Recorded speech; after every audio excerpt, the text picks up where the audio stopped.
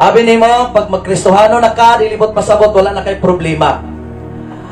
Nagya po'y problema, but the good thing is, na kay kauban ang Ginoo, imong kauban sa imuhang every situation.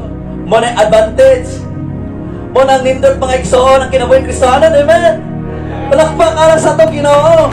Kailangan tayo kauban, you're not alone.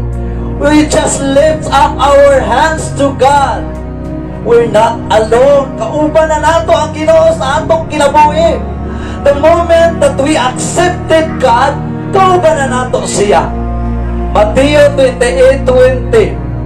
At go, and lo, I shall be with you always, even unto the end of the time. Even unto the uttermost part of the earth.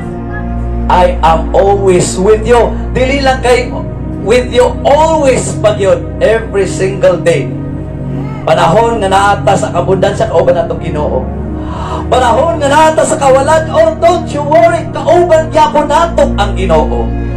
Panahon nga naata sa good health, kauban nato ang Ginoo. The moment nga naata sa balatian, kauban gyapon nato ang Ginoo. Just always be mindful. Always remember that God is always with us. Mauganit ng kinganlan si Emmanuel. One of my favorite titles atong Ginoo is Emmanuel.